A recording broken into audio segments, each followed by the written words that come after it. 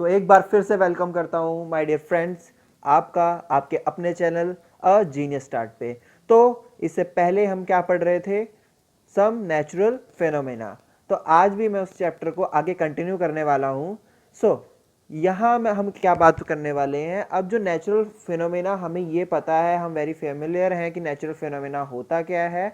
There are many destructive phenomena. अब मैंने बोला था एडवांटेजेस भी होते हैं, डिसएडवांटेजेस भी होते हैं, बट कई क्या होते हैं, डिस्ट्रक्टिव फिनोमेना भी होते हैं, वो काफ़ी हद तक तबाही मचा सकते हैं। For example volcanoes, lightning, earthquake etcetera. ये क्या कर सकते हैं? बहुत ज़्यादा हाईली डिस्ट्रक्ट कर सकते हैं। आप देख सकते हो लाइटनिंग जब होती है, अर्थक्वेक जब आता है तो कितना डैमेज होता है, बिल्डिंग्स को बहुत डैमेज होता है, जो आपके ट्रीज़ को, नेचर को भी कभी कभार बहुत डैमेज होता है। कभी कभार जंगलों में आग लग जाती है लाइटनिंग की वजह से। अर्थक्वेक जब आता है तो लाइफ का भी कभी कभार लॉस हो जाता है, बहुत लोग मर जाते हैं, आपने देखा होगा। आज हम डिस्कस करने वाले हैं दो मोस्ट इंपॉर्टेंट फिनोमेना डिस्कस करने वाले हैं। क्या है? लाइटनिंग और earthquake. Okay, lightning and earthquake. अब मैं स्टार्ट करने वाला हूं किससे? लाइटनिंग से। जैसा कि आप देख सकते हैं बिजली कड़कती है किस में से? बादलों में से। आपकी लैंग्वेज में कहूँ कि बिजली कड़क रही है, जैसे आप बोलते हैं। बिजली जब कड़कती है, जब आपने देखा होगा जो क्लाउड्स हैं वो बहुत ब्लैक हो जाते हैं, ब्लैक कलर के हो जाते हैं। या फिर जब बिजली कड़कती है तो आपको बार बार बोला जाता है कि आपको पोल के पास नहीं खड़ा होना है, आपको ज़्यादा बाहर नहीं निकलना है। ऐसा क्यों बोला जाता है, हम आगे पढ़ेंगे चैप्टर में। What is lightning? पहले हम लाइटनिंग के बारे में जानते हैं कि लाइटनिंग होता क्या है। What is lightning? लाइटनिंग पढ़ने वाले हैं हम। तो आपको पता होगा, जैसे आप अपने घर में भी देखते हैं, कभी कभार दो वायर्स जब आपस में अटैच हो जाती हैं तो कभी कभार वो स्पार्क हो जाता है, उनमें शॉर्ट सर्किट हो जाता है। क्या होता है? स्पार्क हो जाता है, आपस में क्या होता है, शॉर्ट सर्किट हो जाता है। जो चिंगारियां निकलती है ना, आपने देखा है, उसी को बोलते हैं, वो छोटा स्पार्क होता है, वो छोटे लेवल पे होता है। और इसी स्पार्क को, electric spark on huge scale को क्या बोलते हैं? लाइटनिंग बोलते हैं। अब ये सर क्यों होता है, ये कैसे होता है, और ये मतलब किस हद तक डैमेज कर सकता है, ये सब क्या है हम आगे पढ़ेंगे। ओके, सबसे पहले आपका ये होता क्यों है, कॉज्ड क्यों होता है? सर ऐसा होता क्यों है?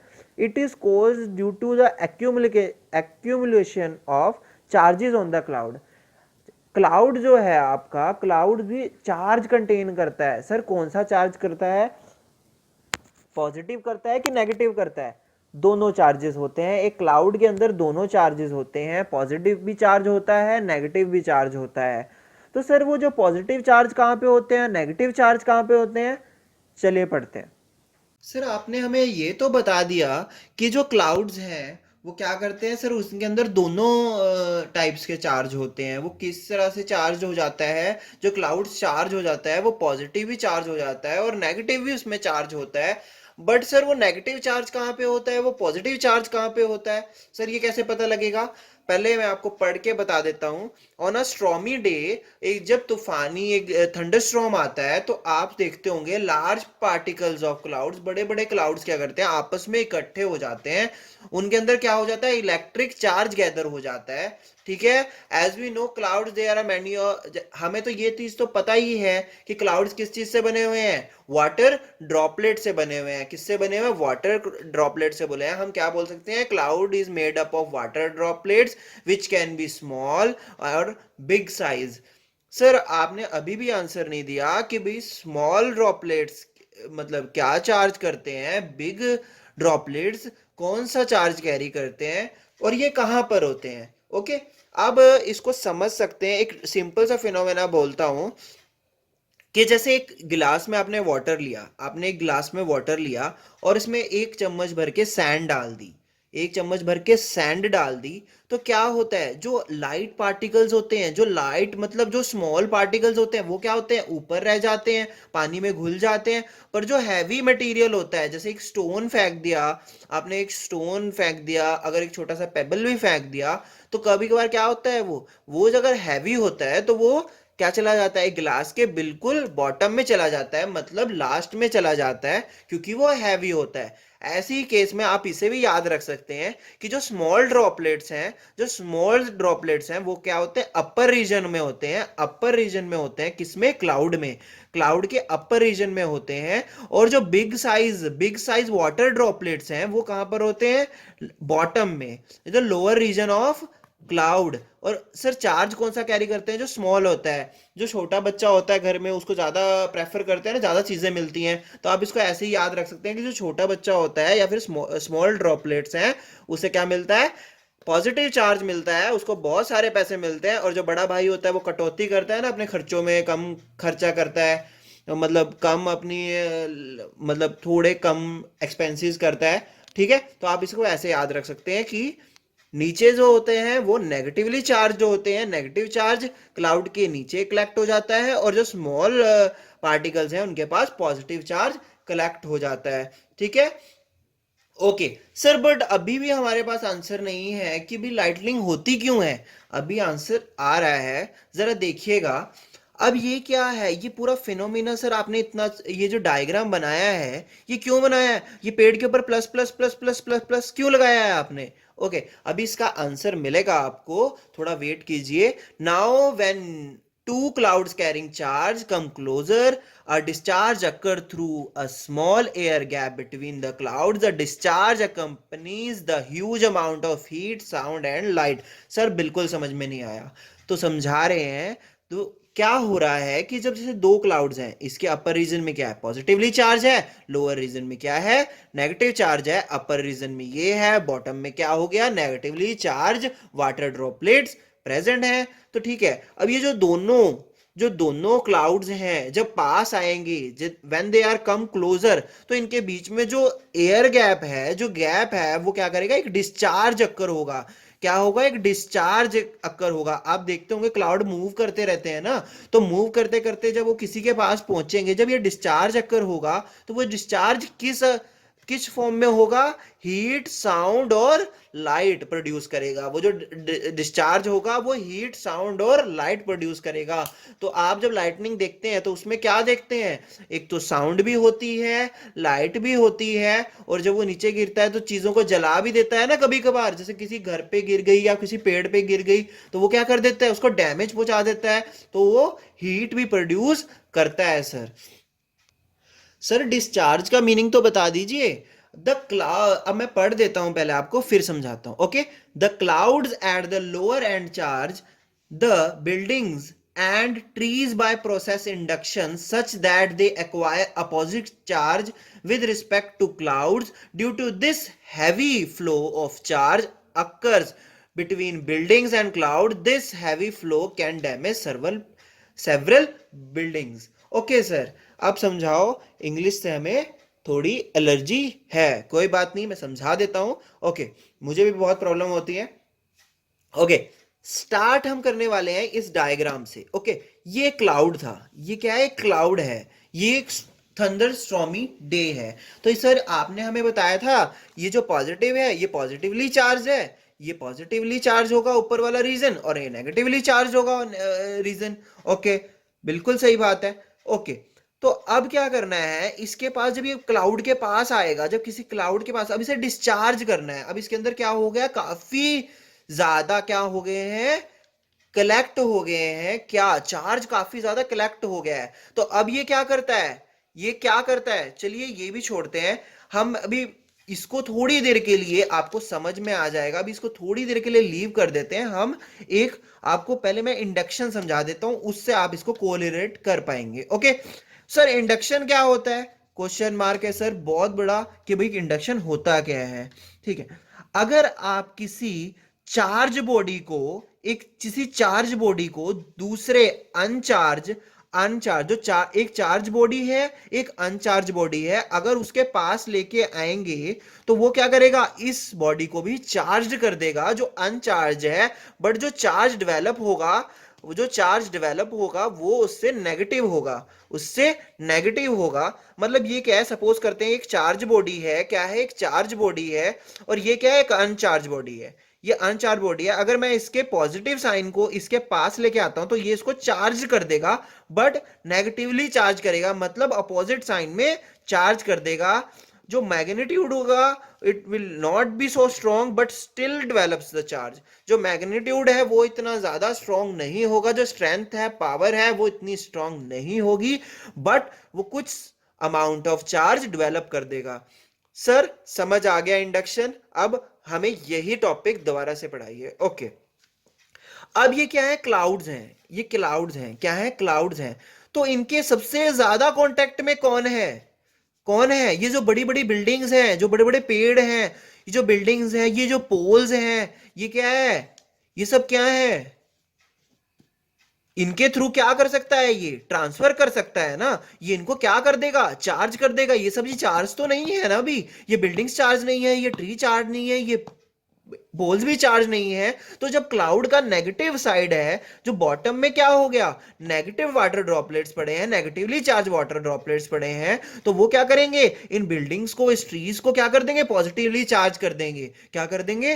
पॉजिटिवली चार्ज कर देंगे। तो अब ये क्या करना जा रहा है? ये क्लाउड क्या करने वाला है? ये अपना भार जो अपने अंदर, जो इसने इतने सारे नेगेटिव इलेक्ट्रॉन्स, जो इलेक्ट्रॉन्स पड़े हैं इसके पास, वो क्या करना चाहता है? क्या करना चाहता है? वो ट्रांसफर करना चाहता है। किसमें? अर्थ में ट्रांसफर करना चाहता है। सर ये किस में करना चाहता है? अर्थ में करना चाहता है, क्योंकि ये इसके अंदर क्या हो गया? काफी ज्यादा चार्ज डेवलप हो गया है। तो वो जो डेवलप करता है, ये जो पाथ चूज करता है, ये पाथ एकदम से चूज करता है, जो सबसे बड़ी बिल्डिंग होगी वो उसको टारगेट करेगा। तो इस डायग्राम में सबसे बड़ी बिल्डिंग कौन सी दिख रही है? सर ये एक चर्च टाइप लग रहा है, इस पे जो प्लस लगाया है आपने, ये इसको टारगेट करेगा। तो आप देखते होंगे, अगर आप हिस्ट्री में थोड़ा इंटरेस्टेड होंगे तो आपको जरूर पता होगा कि पुराने जमाने में क्या होता था। पुराने जमाने में क्या होता था? बहुत सारे चर्चेज में फायर लग जाती थी, लाइटनिंग आ जाती थी, मतलब उन पे बिजली गिर जाती थी, बड़ी बड़ी बिल्डिंग्स गिर जाती थी, फॉर दैट रीजन कि भाई जो उनकी बिल्डिंग है उसके जो टॉप पे है, ये जो टॉप है, ये जब ये डिस्चार्ज करना चाहेगा, जो अपने इलेक्ट्रॉन्स को अर्थ में ट्रांसफर करना चाहेगा, तो वो सबसे बड़ी बिल्डिंग देखेगा। क्या देखेगा? सबसे बड़ी बिल्डिंग को एक सोर्स मानेगा। तो वो क्या करता है? इस बिल्डिंग पे करता है, इस पूरी बिल्डिंग के अंदर से क्या करता है? वो लाइटनिंग को पास करता है ताकि वो अर्थ में ट्रांसफर हो जाए। पर क्या है? बिल्डिंग क्या गुड कंडक्टर ऑफ इलेक्ट्रिसिटी है? वो किससे बनी हुई है? सीमेंट से बनी हुई है सर। और भी मटेरियल यूज होता है, पर वो गुड कंडक्टर ऑफ इलेक्ट्रिसिटी तो नहीं है। पर जब वो फिर जब ये तो ट्रांसफर कर देगी ना अपनी तरफ से, तो इसने भेज दिया, पर जो पावर होगी, जो हीट, लाइट और इलेक्ट्रिसिटी है, जो हीट, लाइट और जो आपका साउंड है, उसी से क्या गिरेगी? लाइटनिंग गिरेगी इस पे, और जो इन बिल्डिंग्स को क्या कर सकती है? डैमेज कर सकती है, फायर लग सकती है।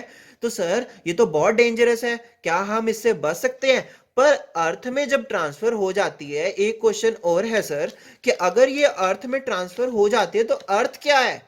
अर्थ भी पॉजिटिवली चार्ज हो जाती है कि नेगेटिवली चार्ज हो जाती है? ओके, तो इसका हम क्वेश्चन आगे देखते हैं। ओके, पहले मैं पढ़ देता हूं। This flow of charge from clouds to earth is called lightning. मैंने बोला कि जब फ्लो होता है, जो फ्लो ऑफ चार्ज क्या करता है? अर्थ तक जो फ्लो ऑफ चार्ज होता है, वो अर्थ को क्या कर देता है? पॉजिटिवली, जो ऊपर जो भी एलिमेंट्स होंगे उनको पॉजिटिवली चार्ज कर देता है, और उनके थ्रू क्या करता है? वो अर्थ में क्या करना चाहता है? अपने इलेक्ट्रॉन्स को क्या करना चाहता है? अर्थ में सबमिट करना चाहता है, कि अर्थ के अंदर डालना चाहता है, ट्रांसमिट करना चाहता है फ्लो ऑफ चार्ज। वो अपने फ्लो चार्ज को कम करना चाहता है। क्लाउड्स तो कैरी नहीं कर सकते ना इतना ज्यादा चार्ज, तो ठीक है, वो क्या करना चाहता है? कम करना चाहता है। और वो जब कम करना चाहेगा तो वो सबसे बड़ी बिल्डिंग को चूज करेगा, सबसे बड़ी वाली बिल्डिंग को चूज करेगा। ओके, वो जब, अगर अब बड़ी बड़ी बिल्डिंग्स तो है नहीं, अच्छी conductor of good conductor of electricity नहीं है वो, तो वो क्या करेंगे? उनको डैमेज कर देगा। जब वो फ्लो ऑफ चार्ज जाएगा तो वो लाइटनिंग के रूप में क्या करेगा? उनको डैमेज कर देगा। This lightning is harmful as well as have certain advantage to. Sir advantage भी होते हैं इसके। लाइटनिंग का एडवांटेज कैसे हो सकता है? लाइटनिंग तो कितना, मतलब हार्मफुल है, कितना ज्यादा डिस्ट्रक्शन करता है, लाइफ भी कभी कभार चली जाती है लोगों की, लोग मर जाते हैं। बट इसके कुछ एडवांटेजेस भी हैं। डिसएडवांटेजेस तो आप बहुत लिख सकते हो, मैंने एक लिखा हुआ है, it can destroy properties and life. ये तबाह कर देती है, बहुत सारी प्रॉपर्टीज को डैमेज कर देती है, लाइफ, इवन दो लाइफ भी कॉस्ट हो जाती है अगर लाइटनिंग गिरती है कहीं पर। ओके, पर सर एडवांटेजेस में हमारा ज्यादा इंटरेस्ट हो रहा है कि लाइटनिंग का एडवांटेज क्या हो सकता है। लाइटनिंग का एडवांटेज ये हो सकता है कि the it causes the combination of atmospheric nitrogen with oxygen to form ammonia that is important constituent of nitrogenous compound. Sir ये तो बिल्कुल नहीं समझ में आया सर। इसको एमोनिया क्या होता है, एमोनिया का सिंबल क्या होता है? ऐसा कि आप देख सकते हो NH3 होता है किसका, एमोनिया का सिंबल होता है। एमोनिया किस लिए यूज होता है? एमोनिया किस लिए यूज होता है? फर्टिलाइजर्स में यूज होता है, सॉइल में भी यूज होता है। सर ये बन कैसे जाता है? अब आपको पता होगा हमारे एटमॉस्फेयर में क्या है, नाइट्रोजन भी है, हाइड्रोजन भी है, ओके दोनों है, बट इन दोनों को कंबाइन होने के लिए क्या चाहिए? सब एनर्जी चाहिए ना। हमने केमिकल रिएक्शन जो पढ़ा था उसमें कुछ एनर्जी तो चाहिए कंबाइन होने के लिए। वो एनर्जी इन्हें कौन दे देता है? वो लाइटनिंग दे देती है। तो जो नाइट्रोजन और हाइड्रोजन आपस में मिलकर क्या बना देते हैं? अमोनिया NH3 बना देते हैं, जो फर्टिलाइजर्स में भी यूज होता है और सॉइल में भी यूज होता है। ओके सर ये तो एडवांटेज है, और कोई एडवांटेज है क्या? हाँ बिल्कुल है मेरे बच्चों। नेक्स्ट एडवांटेज है it allows combination of oxygen to form ozone that protect life on earth from harmful solar radiation। Sir ये कैसे हो सकता है? अब आप बच्चों पढ़ोगे कि आपकी जो ओजोन लेयर है, जो आप इतने सालों से पढ़ते आ रहे हो कि ओजोन लेयर हमें इस चीजों से बताती है। ओजोन लेयर क्या है मैं बता देता हूं। आपके पास बहुत सारी लेयर्स हैं, आपकी अर्थ के किसी एक लेयर से नहीं बनी हुई है। जो अपर मोस्ट लेयर है, वो किससे बचाती है आपको? जो अल्ट्रा वायलेट रेज है सन की, उससे बचाती है। किससे? अल्ट्रा वायलेट रेडिएशन से, सोलर रेडिएशन से वो ओजोन लेयर आपको बचाती है। किससे बचाती है? Ultraviolet solar radiation. Sir ये अल्ट्रा वायलेट सोलर रेडिएशन अगर हमें बचाती है, अगर ये नहीं बचाएगी तो क्या हो जाएगा? क्या हमारा कोई लॉस है? हाँ बिल्कुल आपका लॉस है। ये स्किन कैंसर भी कर सकता है, बहुत सारी आई प्रॉब्लम्स कर सकता है, आपका अर्थ का टेम्परेचर भी बढ़ा सकता है, ये बहुत ज्यादा डैमेज कर सकता है। ओके तो सर आप सिखाइए कि ये बनता कैसे है। ओके ओजोन का सर पहले तो मुझे ये बता दीजिए सर सिंबल क्या होता है। और पहले मैं आपको दिखा देता हूं कि केमिकल रिएक्शन क्या होता है। O2 plus oxygen is equal to O3 होता है आपका ऑक्सीजन। अगेन वही प्रिंसिपल अप्लाई होता है, ऑक्सीजन हमारी इन्वायरमेंट में है, बट उसको कॉम्बिनेशन होने के लिए, कंबाइन होने के लिए, O3 बनाने के लिए क्या चाहिए? क्या चाहिए? हाँ बिल्कुल सही, लाइटनिंग चाहिए सर, एनर्जी चाहिए उसको। और उसे वो एनर्जी कौन प्रोवाइड करती है? सर बिल्कुल लाइटनिंग प्रोवाइड करती है। तो ये देख सकते हो आप, थ्री मॉलिक्यूल्स ऑफ ऑक्सीजन मिलके क्या बनाते हैं? ऑक्सीजन बनाते हैं। और ऑक्सीजन क्या हेल्प करती है? It helps protect life on earth from harmful solar radiation, और क्या कह सकते हैं? यूवी रेडिएशन या अल्ट्रा वायलेट रेडिएशंस। आप बोल सकते हैं ये अल्ट्रा वायलेट रेडिएशन बहुत हार्मफुल है, ये स्किन कैंसर भी कर सकता है, आई में कैटरेक्ट भी हो सकता है लोगों को, बहुत सारी स्किन डिजीजेस हो सकती हैं अगर ये अल्ट्रा वायलेट रेज डायरेक्ट हमारी अर्थ पर पड़े तो। सर ये लाइटनिंग तो बहुत डेंजरस भी है ना। आपने तो कहा अमोनिया है ये सॉइल के लिए, फर्टिलाइजर के लिए, पर अगर ऐसे ही इलेक्ट्रिसिटी बिल्डिंग्स पे गिरती रही तो हम तो बिल्कुल बचेगा ही नहीं, लाइफ तो अर्थ पे बचेगी ही नहीं। ऐसा नहीं होता है मेरे बच्चों। पर जितनी जितनी बड़ी बड़ी जो बिल्डिंग्स होती हैं सर, फिर वो बचती कैसे हैं? हाँ तो मैं उसका आंसर दे देता हूँ आपको। उसको बचाने के लिए क्या बनाया गया? एक लाइटनिंग कंडक्टर बनाया गया। क्या बनाया गया? लाइटनिंग कंडक्टर बनाया गया सर। पर ये बनाया किसने है? Benjamin Franklin. हाँ बिल्कुल आप देख चुके हो, बेंजामिन फ्रैंकलिन ने इसे बनाया था। It is a device developed by Benjamin Franklin to protect property from the damage caused by lightning. Sir क्या है ये?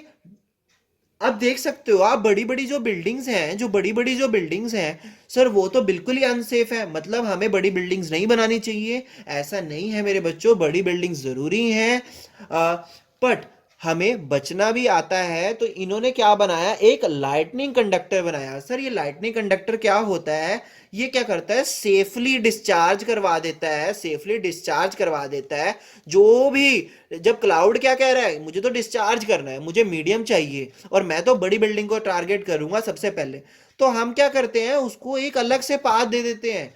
हम बोलते हैं कि हमारी बिल्डिंग से मत जाना, आप ये वाला पाथ ले लो, आप ये वाला पाथ ले लो, ये क्या है, लाइटनिंग कंडक्टर ले लो, आप इस लाइटनिंग कंडक्टर से अर्थ में चले जाओ। सर पहले हमें समझाएं कि ये लाइटनिंग कंडक्टर होता क्या है। बिल्कुल, इसका जो टिप होता है लाइटनिंग करंट का, इसमें क्या बने होते हैं, स्पाइक्स बने होते हैं। क्या बने होते हैं, स्पाइक्स बने होते हैं।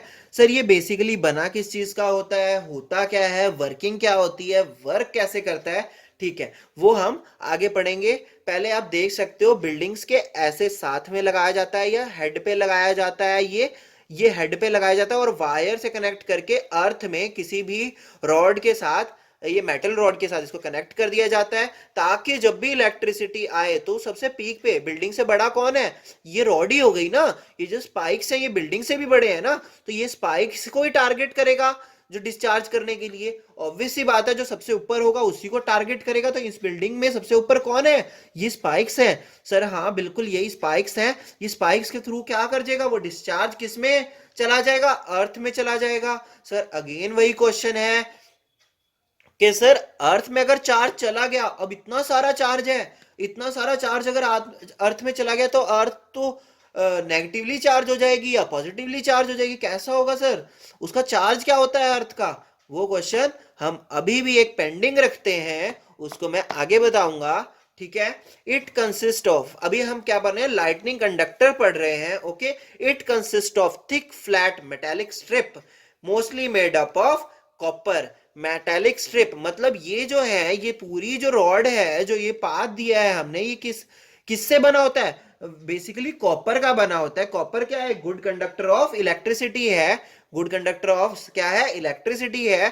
The top of the strip is in the form of spike, ये जो टॉप है, ये जो टॉप है वो किस फॉर्म में है, स्पाइक की फॉर्म में है। Which project out from building, building से प्रोजेक्ट आउट मतलब थोड़ा बड़ा होता है। Okay, and the bottom is immersed deep in the earth joined to a metallic plate। Sir ये जो तीन लाइनें यहां पे क्या होता है, ये तो पूरा कॉपर का हो गया, वो स्पाइक्स हो गई।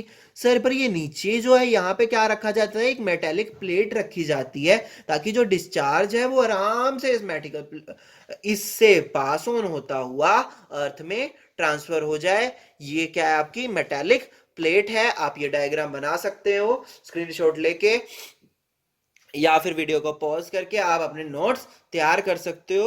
ओके, अगर आपका ये क्वेश्चन आता है तो आपको ऐसे ही एक्सप्लेन करना है।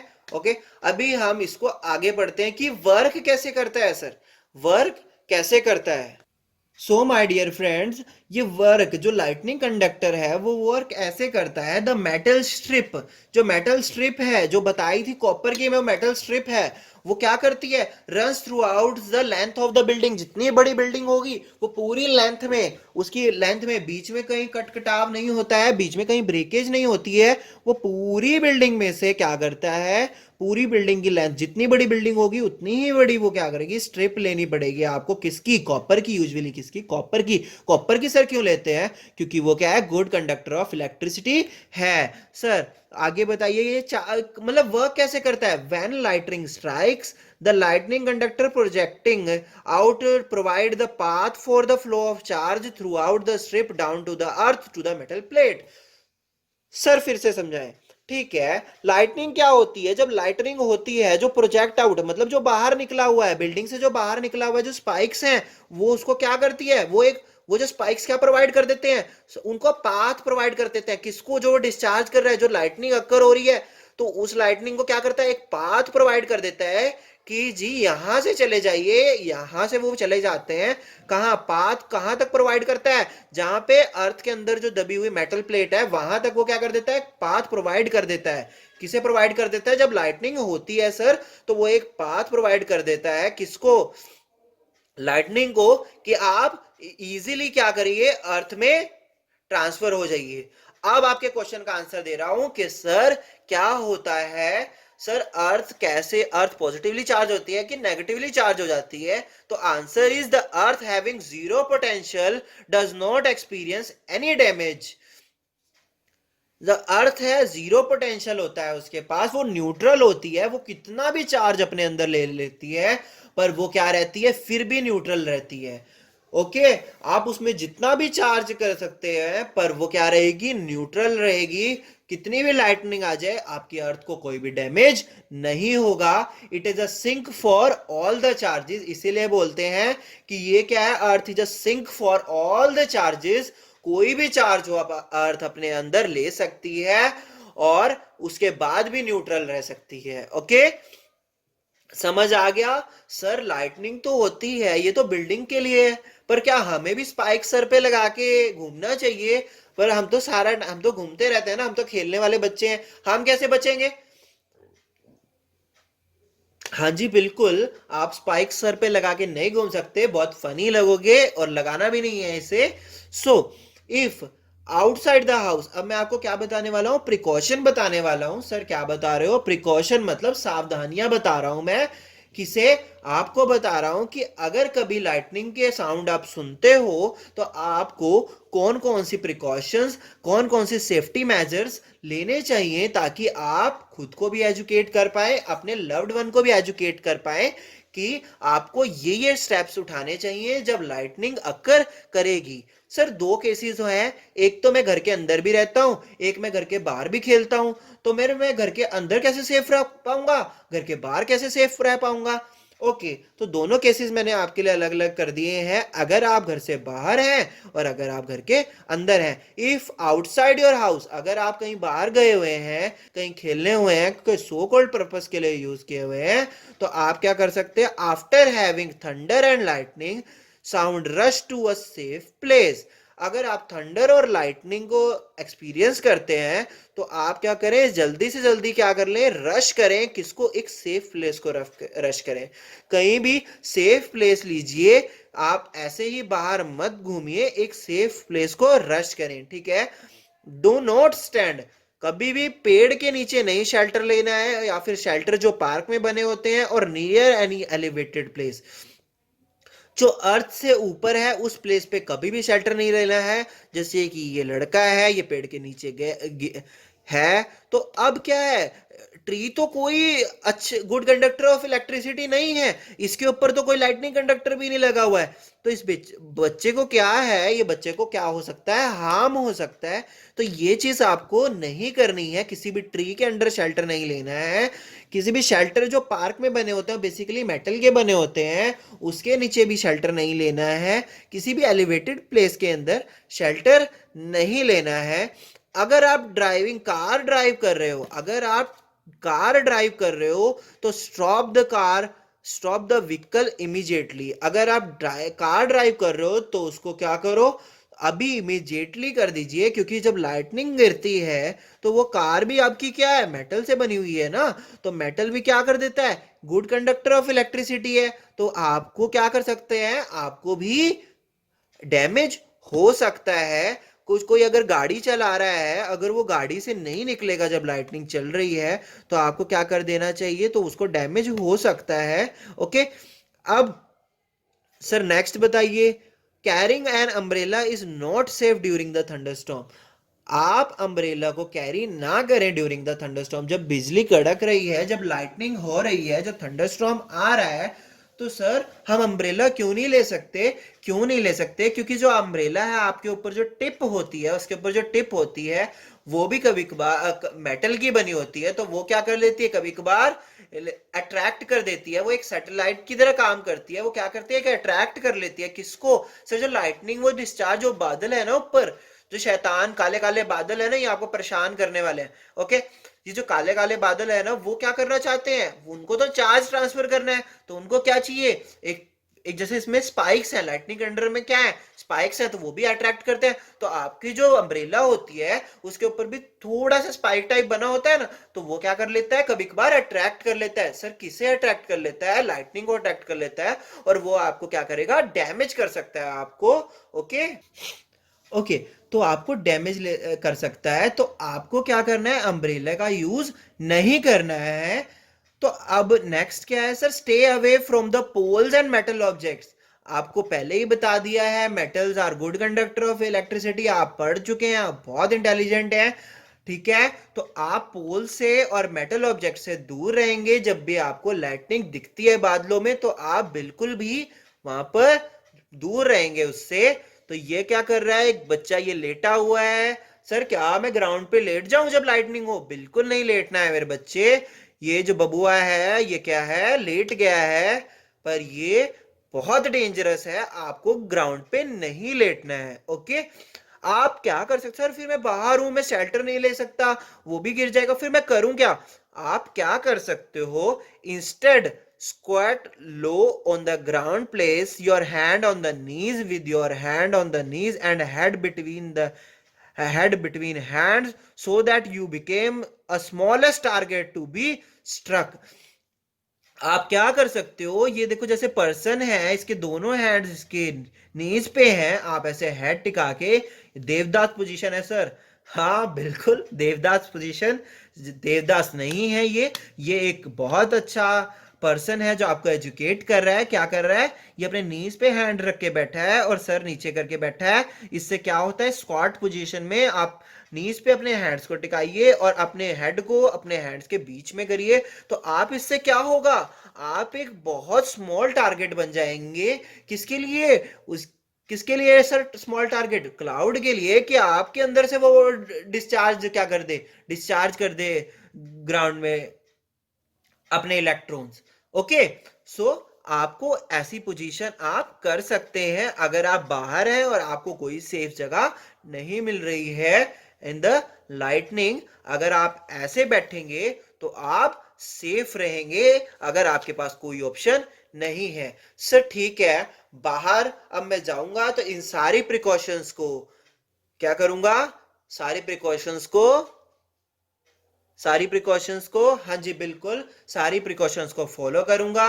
ओके, पर सर ये जो लड़का है मुझे बहुत पसंद लगा आया है सर।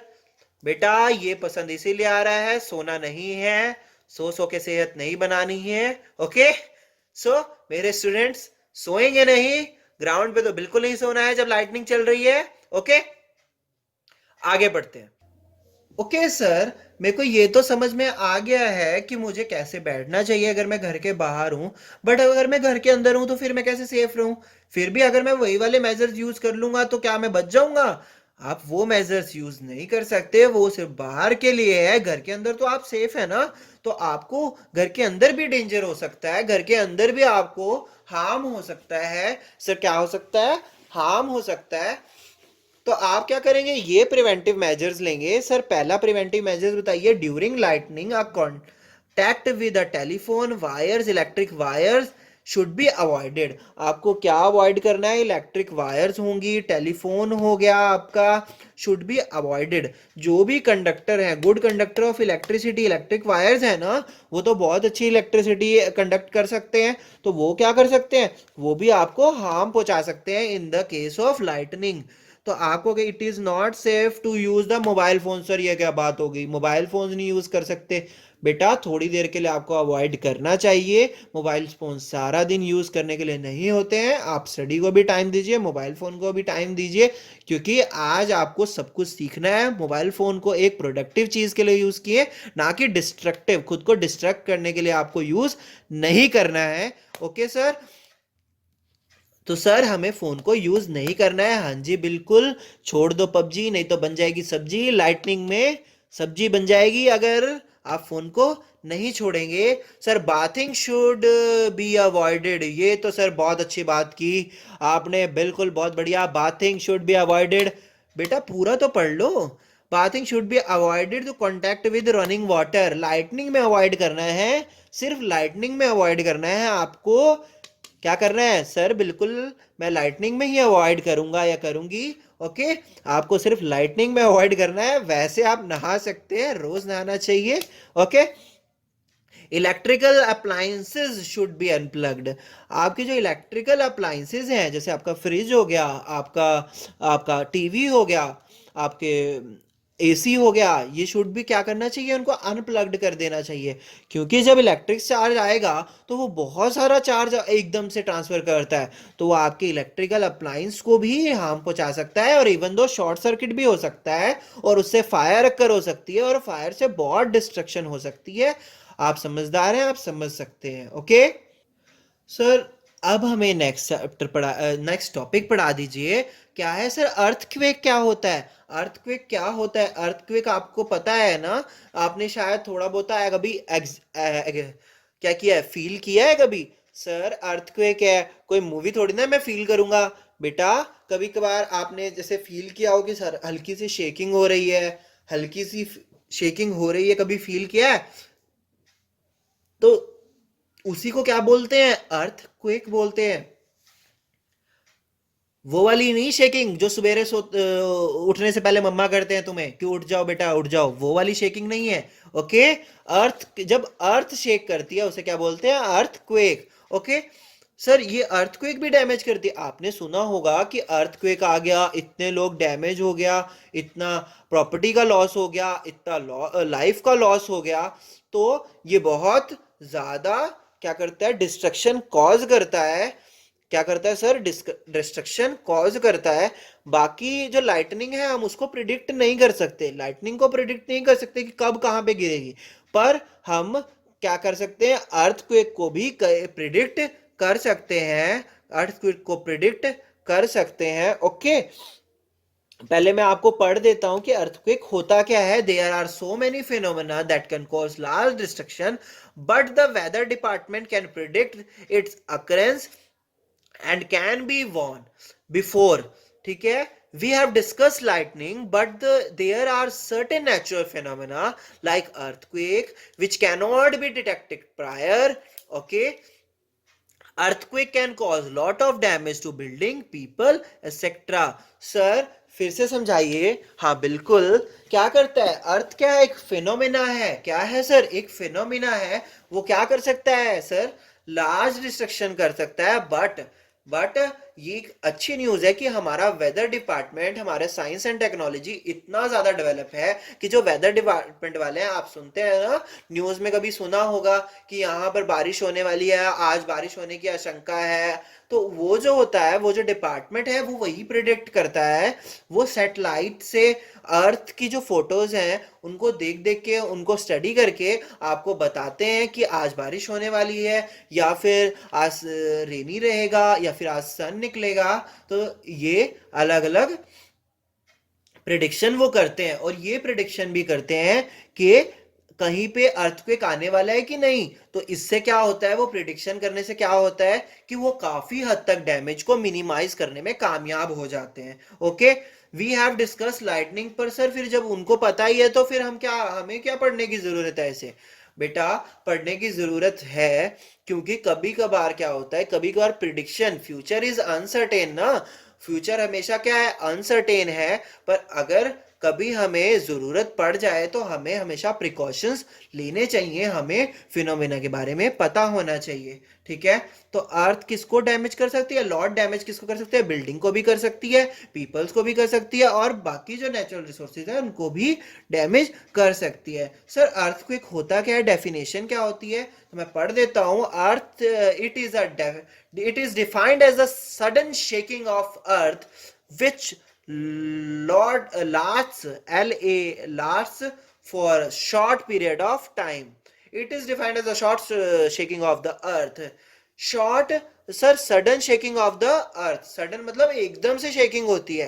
क्या होता है, एकदम से शेकिंग होती है किसकी, अर्थ की। और वो क्या कर सकता है, ये देखो डैमेज हो रहा है ना, ये अर्थ क्या है, इसका गेट भी है टूट गया है, ये अर्थ की, ये देखिए आप, ये जमीन फट गई है, ये बिल्कुल ही टेढ़ा मेढ़ा हो गया है अर्थ। ये क्या करता है, बहुत ज्यादा डैमेज कर सकता है किसको, होम को। जैसे ये होम है ना, जब अर्थ शेक करेगी तो ये क्या, देखिए इसका गेट भी टूट गया है, ये इसके बाउंड्री वॉल्स भी टूट गए हैं, ये देखिए इसका पीक भी टूट गया है।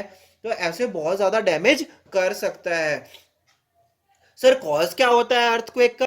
ठीक है, तो cause of earthquake, sir earthquake की वजह क्या होती है, the outermost layer of the earth is not in one piece. पहले मैं आपको समझा देता हूँ क्या होता है। जो अर्थ है, जो आपकी जो अर्थ है, जो एक बड़ी राउंड है ना, तो वो क्या है, वो सिर्फ एक लेयर की नहीं बनी हुई है। क्या बना हुआ है सर? एक लेयर की नहीं बनी हुई है। अर्थ क्या है? एक लेयर की नहीं बनी हुई है। ये क्या है? Fragmented. Each fragmented is called a plate. The outermost layer of the earth is not in a one piece, it is fragmented and each fragment is called plate. अब देखते हो जैसे ना एक के ऊपर है, ऐसे ऐसे लेयर्स के ऊपर बनी हुई है। वो क्या बनी हुई है? ऐसे लेयर्स में बनी हुई है। अर्थ क्या बनी हुई है? 3 लेयर से बनी हुई है। सबसे ऊपर वाली को क्या बोलते हैं? क्रस्ट। उसके बाद है मेंटल और उसके बाद है कोर। ठीक है। फ्रैगमेंट में मींस क्या होता है सर? स्मॉल पार्ट्स को बोलते हैं। जैसे स्मॉल पार्ट्स से मिल मिल के बनी हुई है ना, दीज जो प्लेट्स हैं, जो फ्रैगमेंट्स हैं, these plates are in continuous motion. ये क्या सर? घूमती रहती हैं आपस में, ये कंटिन्यू मोशन करती रहती हैं। तो मोशन करेंगी तो आपस में कोलाइड भी तो हो जाएंगी ना। क्या हो जाएगा? कभी कभार कोलाइड हो जाएगी। जो वो कोलाइड हो जाएंगी तो क्या होगा? जो आउटर लेयर होगी, जो इसकी आउटर लेयर होगी, या तो कभी वो उसके ऊपर हो जाएगा, कभी या तो ये स्टोन इसके नीचे चला जाएगा, ये लेयर इसके नीचे चली जाएगी, या तो इससे क्लाउड करके इसके ऊपर चली जाएगी, या फिर ये आपस में ही डैमेज कर देंगे एक दूसरे को। तो उससे क्या होगा? ट्रेमर्स आ सकते हैं। ट्रेमर्स मतलब डिस्टर्बेंस क्रिएट होगा। जो आउटर लेयर में डिस्टर्बेंस क्रिएट होगा, क्योंकि ये तो लेयर्स में हो रहा है ना, ये तो अंदरूनी लेयर्स है उनमें क्रिएट हो रहा है ना ये सब। तो ये जो अंदरूनी लेयर्स में जो डिस्टर्बेंस क्रिएट होगा, जो ट्रेमर्स क्रिएट होंगे, उसी को क्या बोलते हैं? आपका क्या बोलते हैं जी? अर्थक्वेक बोलते हैं। बिल्कुल, अर्थक्वेक बोलते हैं। These plates are in continual motion. When these plates brush past one another, a plate goes under another due to the collision, which cause disturbance in the earth crust. Due to this disturbance, earthquake occur, that is tremors takes place। क्या? Okay, तो sir क्या और भी कोई reasons होते हैं earthquake के? क्या और कोई रीज़न होता है कि ये सिर्फ यही एक रीज़न होता है? बेटा और भी रीजंस होते हैं। जस्ट लाइक वोल्केनो इरप्ट होता है तब भी सरफेस, जो अंदर की सरफेस है उसमें दिक्कत होता है। Heating of meteor on earth, underground nuclear explosion जब होते हैं तब भी ये जो होते हैं कभी कभार कोलाइड कर जाती हैं। जो प्लेट्स हैं, जो फ्रेगमेंटेड प्लेट जिन्हें बोलते हैं आप, प्लेट्स जो हैं ये तब भी मूव कर देती हैं। कभी कभार क्या होता है, तब भी अर्थक्वेक आ सकते हैं। ओके, तो सर कई रीजंस होंगे, बहुत सारे रीजंस होंगे इसमें, तो बहुत सारा होगा पढ़ने का। आपको भी बेसिक है, आपको ज़्यादा डिटेल में नहीं जाना है। आपको पर जितनी भी नॉलेज है, जितना भी टॉपिक्स हैं आपके सारे कवर होंगे, डोंट वरी। ओके, तो हम क्या पढ़ने वाले हैं? As you know now the know that earthquake occur due to the collision of plates. आपको पता है कि कोलिडाइड करती हैं दो प्लेटें, तो क्या होता है? अर्थक्वेक आता है। Therefore the boundaries of the plates are weak. मतलब जो बाउंड्रीज हैं, जो बाउंड्रीज हैं, जैसे दो बाउंड्रीज हैं ना ये, तो इनकी जो बाउंड्रीज है वो क्या है सर? वीक है। क्या है सर? वीक है। क्या है ये? वीक है। बाउंड्रीज हैं weak. Okay, where the earthquake is likely to occur, मतलब जब भी ये दो प्लेट्स टकराएंगी आपस में तो इनर तो हार्म नहीं पहुंचाएंगी, बट आपस में जो इनकी बाउंड्रीज होंगी उनको क्या पहुंचा देंगी? हार्म पहुंचा देंगी। Okay, the weak zones are called, जो वीक जोन्स उन्हें क्या बोलते हैं सर? सेस्मिक जोन और फॉल्ट जोन। क्या होते हैं? फॉल्ट जोन या फिर सेस्मिक जोन बोलते हैं। सर ये जो डायग्राम बनाया ये समझाएंगे जरा? हाँ बिल्कुल। ये जो जहां पे भी कोलाइड करती हैं, सपोज करो यहाँ पे ये दो प्लेटें कोलाइड करी हैं, जहां से ये अर्थक्वेक निकला है, मतलब जो आपस में कोलाइड करी हैं उसे क्या बोलते हैं? फोकस।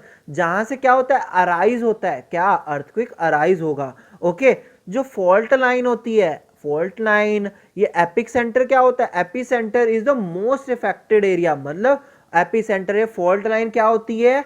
फॉल्ट लाइन ये सबसे ज्यादा इफेक्टेड होगी। क्या होगी? सबसे ज्यादा इफेक्टेड जो एरिया होगा वो क्या होगा? एपी सेंटर और फॉल्ट लाइन। सर ये जो लास्ट में जो ये जो वेव्स हैं, जो ये वेव्स प्रोड्यूस होंगी अर्थ के, जो कोलाइड करेंगे तो वेव्स प्रोड्यूस होंगी ना, जो आपस में कोलाइड करेंगे तो वेव्स प्रोड्यूस होंगी। उन वेव्स को क्या बोलते हैं? सेस्मिक वेव्स बोलते हैं। सर सेस्मिक जोन्स क्या होते हैं जहाँ पे ये सबसे ज़्यादा मतलब डैमेज कर सकती है? सेस्मिक जोन्स क्या होते हैं जहाँ पे हम एक्सपीरियंस होता है, बहुत ज़्यादा आते हैं अर्थक्वेक? वो कौन से जोन्स होते हैं इन इंडिया? सेस्मिक जोन्स कौन से हैं? कश्मीर में है, वेस्टर्न एंड सेंट्रल हिमालयाज में, और द होल नॉर्थ, जो पूरा नॉर्थ है वहाँ पे आपको क्या होगा, सेस्मिक वेव्स फील करने को मिल जाएंगी। सर और भी है क्या? हाँ बिल्कुल, the great run of Kutch. मैं लिख देता हूं, यहां पे रह गया है, सो मैं लिख देता हूं क्या है great run of Kutch, KUTCH, क्या है, कच्छ है, great run of Kutch and some areas of south India, some areas of south India, there is a scale that can actually make us familiar with the strength of earthquake. Sir इतना क्या अर्थ भी मतलब earthquake भी strong है कि week होते हैं? कभी कभार देखते हैं ना, अब अर्थक्वेक आया और हमें रियलाइज भी नहीं हुआ, और कभी कभार अर्थक्वेक इतने ज्यादा मैग्नीट्यूड से आता है, इतने ज्यादा इंटेंसिटी से आता है, या इतनी ज्यादा स्ट्रेंथ से आता है, तो हमें क्या पता लगता है, हमें पता भी नहीं लगता और कितना लॉस हो जाता है। तो सर ये हम पता कैसे करते हैं कि कितनी स्ट्रेंथ का अर्थक्वेक आने वाला है या कितनी स्ट्रेंथ का अर्थक्वेक आया है? तो वो हम किससे पता लगता है? रिचर स्केल से, रिचर स्केल से पता लगता है। अ scale that helps in measuring the strength of the earthquake. Sir strength मतलब मैग्नीट्यूड, इंटेंसिटी मतलब कितनी स्ट्रेंथ थी उसकी, कितना मैग्नीट्यूड था अर्थक्वेक का, कितनी इंटेंसिटी के साथ आया earthquake. Okay, never of the, जो अर्थक्वेक है never of the same strength, कभी भी सेम स्ट्रेंथ का नहीं होता है, वो अलग अलग वेरी करता है अलग अलग जगह पे। अगर कहीं पे ज्यादा भी आ सकता है, कभी कभार कम भी आ सकता है, कभी कभार आपको फील ही नहीं होगा, और कभी कभार आया भी होगा तो आपको पता नहीं लगेगा। तो ये रिचर स्केल क्या करता है, ये छोटी सी छोटी मोमेंट भी क्या करता है, रिकॉर्ड करता है। Okay, the tremendous produce waves on the surface of earth, these waves are called seismic waves. okay, जो सेस्मिक वेव्स है, सेस्मिक वेव है, ये किस पे रिकॉर्ड होती है? रिचर स्केल पे। जो सेस्मिक वेव्स है, ये जो वेव्स हमने पढ़ी थी पहले, जो ये वेव्स मैंने बोला था सेस्मिक वेव्स हैं, जो कोलाइड होने पे वेव्स निकलती हैं, तो ये वेव्स को कौन करता है? These waves are recorded by an instrument called seismograph. Richter scale पे हम क्या करते हैं? इंटेंसिटी रिकॉर्ड करते हैं, और इस पे क्या करते हैं? ये क्या है? सिस्मोग्राफ है। क्या है? सिस्मोग्राफ है। सर क्या ये क्या करता है? इसमें बेसिकली क्या है? एक हैवी मास, ये क्या है? एक बॉल टाइप है, एक पेंडुलम टाइप है, ये लगाया हुआ है, और इसके नीचे यहाँ पे क्या होता है? एक पेन लगा होता है, और यहाँ पे ये क्या है? पेपर है। ये पेंडुलम जब भी हिलता है, ये जब भी अर्थक्वेक आता है, तो ये पेंडुलम क्या होता है? थोड़ा सा हिलता है, तो पेज पे क्या बना देता है? डिजाइन बना, मतलब पेज पे क्या बनाएगा? वो ऐसे ऐसे मूवमेंट करेगा ना, ऐसे ऐसे करके मूवमेंट करता है वो, फिर उससे क्या होता है? वो बताता है कि कितने स्केल का आया है। अगर मैं मानता हूं अगर 3 स्केल का आता है, 3 स्केल का आता है आपको क्वेश्चन, अगर 3 स्केल का है, क्या वो ज्यादा डैमेज करेगा? ये ज्यादा डिस्ट्रक्शन नहीं करता 3 स्केल का अर्थक्वेक, बिल्कुल भी। अगर आपको क्वेश्चन आ जाता है, क्वेश्चन इस प्रकार से आ जाता है कि सेस्मिक ग्राफ में अगर 3 स्केल दिखा रहा है, वो 3 लेवल का दिखा रहा है, तो क्या वो डिस्ट्रक्शन करेगा? बिल्कुल भी नहीं, वो ज़्यादा डिस्ट्रक्शन नहीं करेगा, क्योंकि ज़्यादा इंटेंसिटी या स्ट्रेंथ नहीं है। बट अगर 7 लिखा हो तो वो ज़्यादा डिस्ट्रक्शन, ये बहुत ज़्यादा डिस्ट्रक्टिव होता है। 7 मीन्स जो बहुत हाईएस्ट। ओके, सो मैंने आपको समझा दिया है, बट मैं फिर भी आपको एक बार इंग्लिश में पढ़ के दिखा देता हूं। The instrument is simply a vibrating rod और अ पेंडुलम। उसके पास कहते हैं वाइब्रेटिंग रॉड और एक पेंडुलम टाइप होता है, और या फिर पेंडुलम कह लो, which starts vibrating when the tremors occur. जब भी अर्थक्वेक आता है, वो क्या करता है? वाइब्रेट करना शुरू हो जाता है। A pen is attached to the vibrating system. जो नीचे बॉल है उस पर क्या है? पेन अटैच हुआ है ना, मैंने बोला था ना पेन अटैच है। The pen records the waves on the paper which moves under it. उसके नीचे जो पेपर है वो क्या करता है? मूव होता रहता है, रोल होता रहता है, उस पर वो क्या बनाता रहता है? एक डिजाइन बनाता रहता है, जैसे ऐसे ऐसे ऐसे ऐसे। जैसे ये पेंडुलम है, ये पेंडुलम है। जैसे अर्थक्वेक आया, जैसे मैं बताता हूँ आपको, ऐसे दिखा देता हूँ। जैसे ये क्या है? पेंडुलम है। जैसे मेरी पेंसिल क्या है? पेंडुलम है। यहाँ पे क्या एक बॉल बांधी हुई है। जब अर्थक्वेक आएगा तो ये क्या? पेंडुलम हिलने लग जाएगा ना, ऐसे ऐसे ऐसे वाइब्रेट करेगा। यहाँ पे क्या एक पेन लगा हुआ है, तो वो डिजाइन कैसे बनाएगा? पेपर पे कैसे बना देगा? डिजाइन बना देगा कुछ। अगर ज्यादा अर्थ शेक करेगी तो वो ज्यादा बड़ा बनाएगा, और अगर थोड़ा करेगी तो थोड़ा थोड़ा डिजाइन बनाएगा। ओके, तो उससे the pen records the waves on the paper which moves under it. By studying these waves scientist can construct a complete map of earthquake. They can also estimate the power to cause destruction. तो वो ये भी estimate कर सकते हैं कि वो कितनी पावर से आएगा और कितना डिस्ट्रक्शन कॉज कर सकता है. सर ये तो बहुत डिस्ट्रक्टिव है. क्या अब तो हमें आप ये भी बता दीजिए कि इसकी प्रोटेक्शन अगेंस्ट मतलब हमें क्या करना है, हमें प्रिकॉशंस भी बता दीजिए और हमें अब नेक्स्ट टॉपिक भी स्टार्ट करवा दीजिए क्योंकि ये बहुत डेंजरस है, हमें इसके बारे में जानना ज़रूरी है. सो प्रोटेक्शन अगेंस्ट अर्थक्वेक. अर्थक्वेक से प्रोटेक्शन के लिए आपको क्या क्या करना चाहिए, क्या आप कर सकते हैं प्रोटेक्शन ऑफ अर्थक्वेक, मतलब आपकी जो बिल्डिंग्स वगैरह हैं उसके मतलब आपको बचने के लिए क्या क्या करना चाहिए. इन सेस्मिक जोन्स, जैसे मैंने आपको जोन्स बताए हैं ना, पीछे कश्मीर है, आपका होल नॉर्थ है, रन ऑफ कुछ है, आप इसको क्या कर सकते हैं, यहाँ पे आपको जब कंस्ट्रक्शन करनी है तो आपको ये प्रिकॉशन जरूर लेना चाहिए. Okay, in seismic zones seismic zones is designed in such a way that they can be withstand tremors. मतलब सिस्मिक जोन में अगर आप होम बना रहे हैं या कोई बिल्डिंग बना रहे हैं, मतलब सिस्मिक जोन्स में मतलब जो सिस्मिक जोन्स हैं वो इस तरह से बनाए जाते हैं ताकि वहां पे ज़्यादा ट्रेमर्स का नुकसान ना हो. Consult qualified architects and engineers. मतलब आपको अगर घर बनाना है सिस्मिक जोन्स में तो आपको क्या करना है, एक क्वालिफाइड आर्किटेक्ट से बनाना है क्योंकि उनके पास क्या होता है, क्वालिफिकेशन होती है, उनके पास हर एक सॉल्यूशंस होता है कि ऐसे आपका घर बनाया जाए ताकि वो ज़्यादा से ज़्यादा ट्रेमर्स को झेल सके, नहीं तो लाइफ का भी और प्रॉपर्टी का भी बहुत नुकसान हो सकता है. In these zones use of mud and timber is better than using heavy construction material. Sir ये टिम्बर और मड क्यों यूज करते हैं, क्योंकि टिम्बर और मड क्या होता है, लेस हैवी होता है एज कंपेयर टू क्या, एज कंपेयर टू आपका सीमेंट हो गया, आपके जो आप जो यूज़ करते हैं अपने सीमेंट हो गया, आपकी ब्रिक्स हो गई, वो हैवी होती हैं, इसीलिए उनको इन जोन्स में नहीं यूज़ किया जाता. It is better to fix a cupboard and a shelf into walls.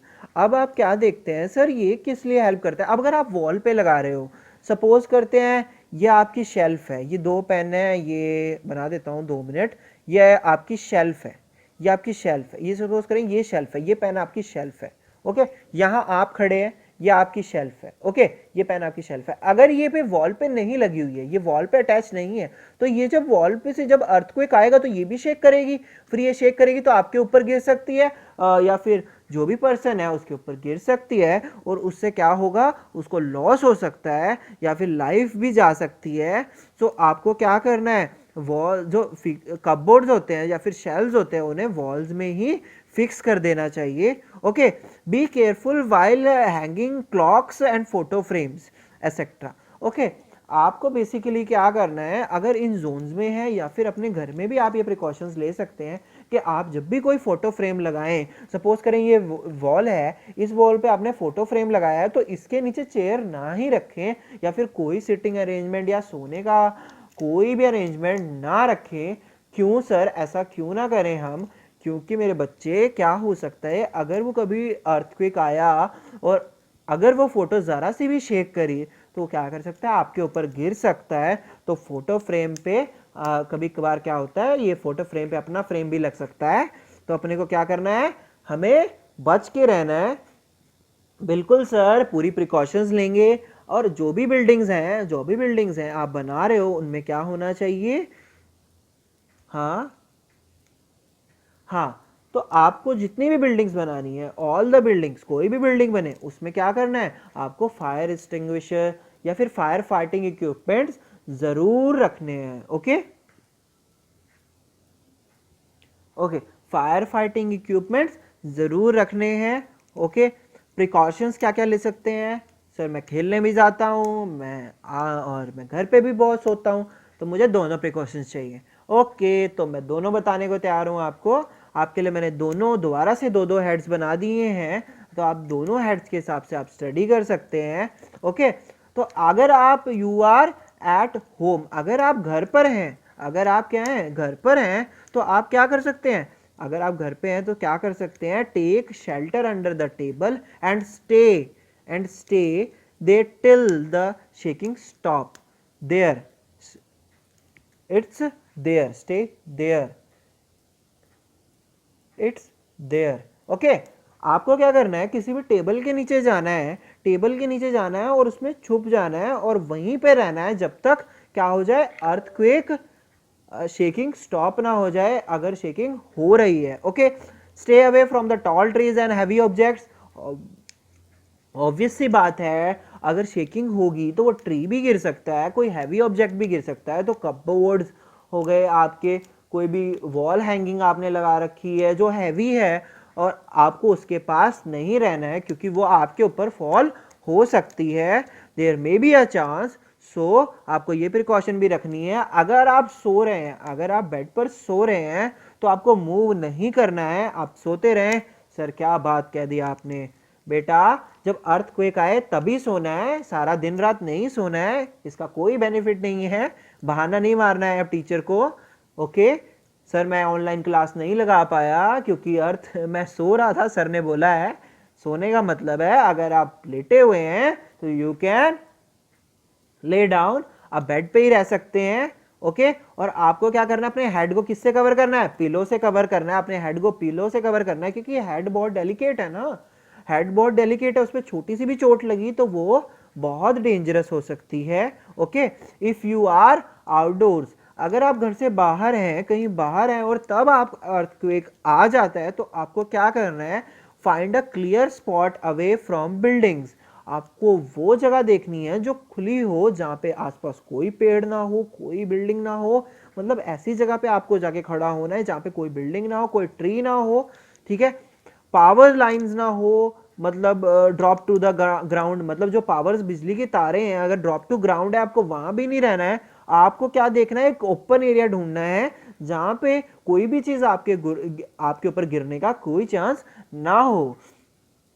Okay sir, second, if you are driving a car, अगर आप कोई कार ड्राइव कर रहे हो, अगर आप कोई कार ड्राइव या फिर बस में हो तो आपको क्या करना है, आपको कार रोकनी नहीं है, ask the driver to slow करवा देनी है आपकी बस या कार, और उसको बस से बाहर नहीं आना है, बिल्कुल भी बाहर नहीं आना है, और उसको बोलना है कि ड्राइव करते रहिए भैया, आप ड्राइव करते रहिए, या फिर जो भी ड्राइव कर रहा है उसको बोलना है कि ड्राइव करते रहिए स्लोली और वहां तक ले जाइए जब तक एक क्लियर स्पॉट ना मिल जाए। ओके ओके, और do not come till the tremors stop, बस या कार में से तब तक आपको नहीं निकलना है जब तक अर्थक्वेक आ रहा है, जब तक शेकिंग हो रही है। ओके, जब तक शेकिंग हो रही है, उसके बाद क्या करना है, यह आपका टॉपिक खत्म हो चुका है, यह आपका चैप्टर बिल्कुल ओवर है। ओके, अब मैं इसके एक्स्ट्रा क्वेश्चंस और आपके एनसीईआरटी क्वेश्चंस एक नई वीडियो में डालने वाला हूं।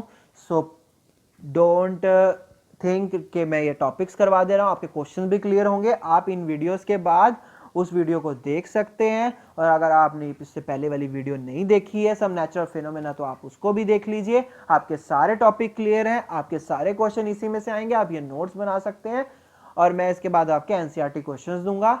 आप वीडियो देख सकते हैं द नेक्स्ट वीडियो।